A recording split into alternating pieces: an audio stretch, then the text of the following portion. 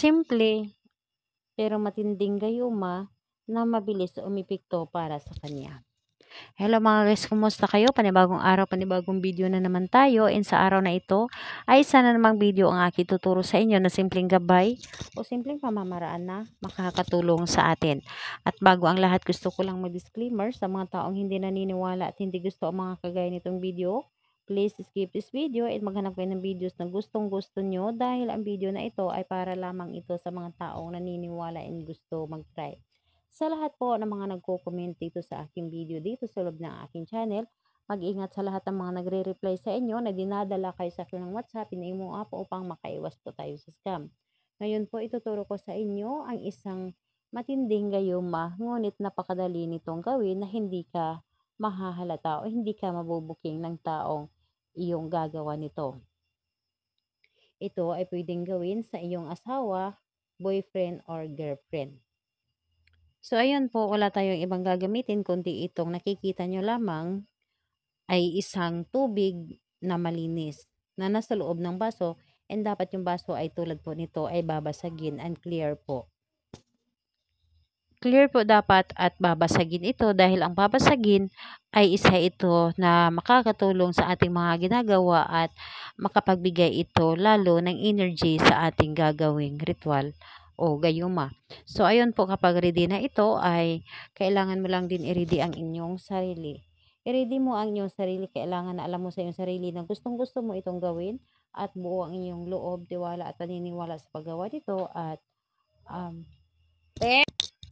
so, ayan, ihanda mo lamang ang inyong sarili at kapag handa na, kailangan na higupin mo ang energy or palakasin mo ang iyong energy. So, ganito po ang inyong gagawin. Dito sa isang basong tubig, ibulong mo dito ang iyong mga ninanais. Ibulong mo dito sa pamamagitan nito, sambitin mo ang pangalan ng taong iyong gagawan, pangalan at apelyido sa pamamagitan nito.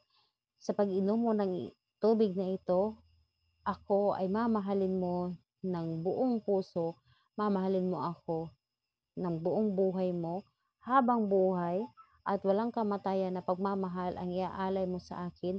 Ako at ako lamang ang mamahalin mo at wala nang iba pa. Anuman ang pagsubok, anuman ang darating sa atin, ako lamang ang mamahalin mo habang buhay.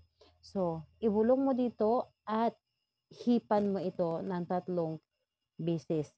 Hipan mo ang tubig na ito at saka mo ipapainom nito sa kanya. So, kahit anong oras pwede mo ito ipainom sa kanya as long na bibigyan mo siya ng tubig, bubulungan mo ito at maging matindi ang kanyang pagmamahal sa inyo.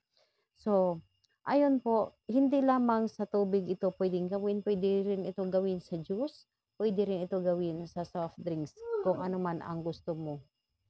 So, ganyan ang gagawin mo kahit anong araw at oras pwede mo itong gawin sa kanya at upang yung pagmamahal niya ay buong-buo lamang para sa iyo. So, ayun po, ang binulungan ninyong tubig or binulungan ninyong juice or soft drinks, ito ay ipapainom ninyo kaagad sa kanya. At wag na wag kayong magpapahalata sa inyong gagawin. Ibulong mo lamang ito at magagayuma mo siya. Salamat po sa inyo. Bye bye everyone. God bless.